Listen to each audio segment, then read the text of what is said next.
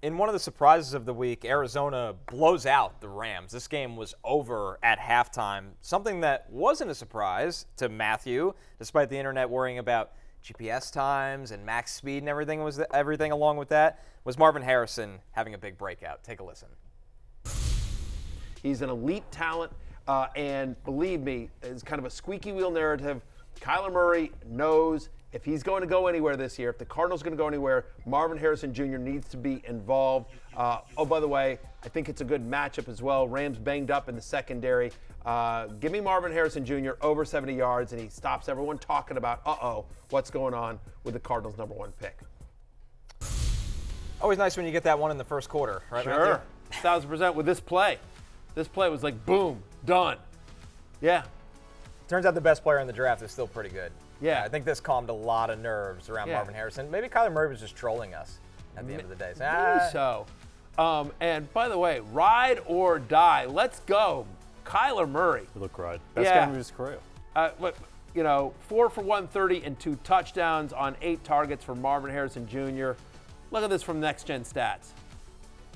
This is his 23-yard touchdown pass to Marvin Harrison Jr. had a completion probability of just 13.7%, the most improbable touchdown of the 2024 season so far. Harrison had just 0.7 yards of separation and was 0.7 yards from the sideline when the pass arrived. That's courtesy of Next Gen Stats. But that goes to what we were talking about, Connor, about the fact this is not a guy that needs a ton of separation. No, he's 6'3". He's got long arms. He's got great tracking. I mean, he catches everything with great body control.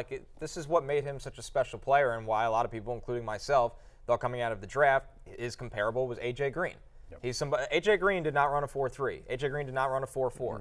But when you have that kind of body control and that kind of size, and that you're that smart of a player, you can make plays even when you're covered. And we saw that with Marvin Harrison Jr. Yep, and I think the key thing is physically. So the big thing out of last week was that stat that we shared from Seth Wilder, Next Gen Stats, that his max speed was only 16.7 miles per hour, which was incredibly low among just wide receivers in general the past 2 years. On that second touchdown, he reached a max speed of over 20 miles per hour. Also, back in Ohio State, he had a max speed that was higher than Malik Neighbors' max speed that was reached. So it's not like he's slow. I don't know what happened in Buffalo. Maybe he just doesn't like running in the wind. I don't like running into wind either, so maybe it just slowed him down. I have no idea what happened, but it seems like he's fine physically. There's one play in that game that we didn't show in the clip where it was another scramble by Kyler Murray. It was kind of a broken play, and Harrison was doing a comeback route, and then he noticed he was scrambling, and so Harrison just took off the other way, raises his arm, and then Murray throws it over, and it was like a 35, 40-yard reception. It was just a really nice play showing the chemistry between them, showing them both on an off-schedule play. Wheels up. Oh, by the way, the Cardinals home versus Detroit. That's not a defense that has looked, Tampa Bay just lit them up. Then home to my Commanders. Oh man, Kyler Murray, #1 player in fantasy after my Commanders. Then they're at San Francisco. Okay, figure the 49ers get it, and then they're at Green Bay. But 49ers defense suddenly looks, Sam Darnold just carved them up. Anyway, I think so far through 2 weeks, very good, feeling very good about this year's ride or die as well. He's had at least 55 rushing yards in both games. This is his best fantasy game since week 13 of 2021. He was the #1 quarterback in fantasy. And then, of course, you see it right there. Derek Carr, Sam Darnold, Baker Mayfield, Daniel Jones, just like we all drew it up. This list is just hilarious. The week 2 fantasy leaders at quarterback, an all-star list. Like you said, Daniel Jones, Geno Smith, Deshaun Watson at 9, Aaron Rodgers, who didn't even throw that much, #10 on the list. And the gap between Kyler Murray at #1, 28.5 points, to #2, Derek Carr, who had a great game, 21.8 points. That's a massive gap. If you invested in this Arizona offense, you're feeling really good about things right now, because it's not just the Marv and Kyler show week 2, but James Conner, the volume we always talk about, Jay, 21 carries, 122 yards, a touchdown. He also catches a pass.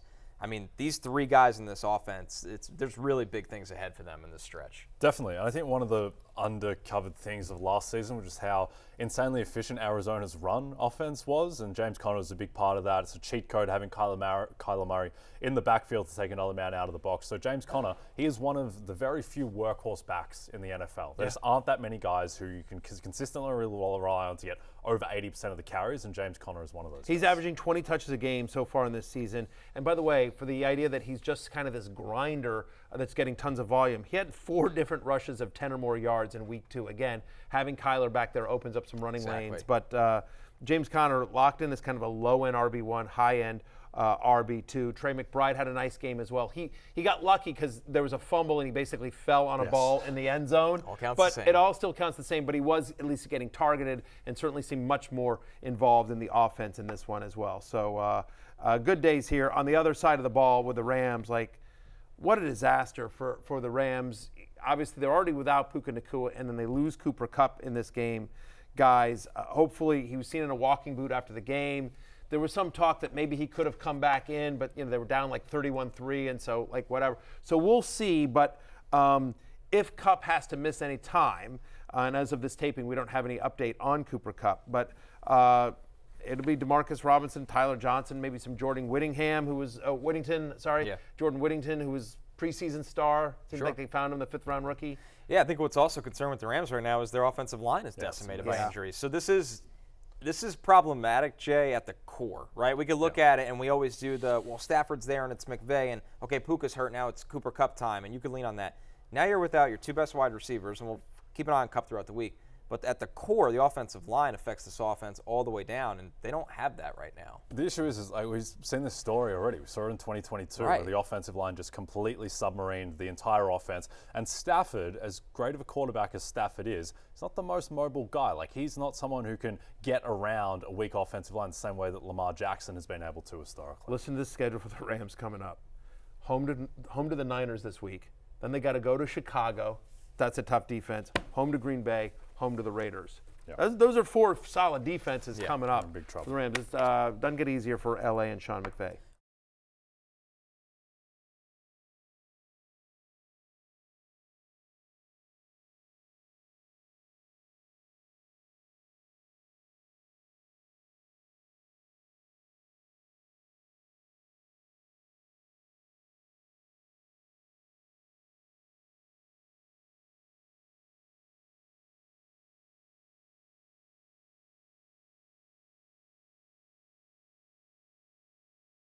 Hey, it's Matthew Berry from NBCSports.com and RotorWorld.com, and I want to thank you so much for watching whatever it is you just watched, or if nothing else, being too lazy to click out of the autoplay after this video started, after whatever it is you actually wanted to watch finished.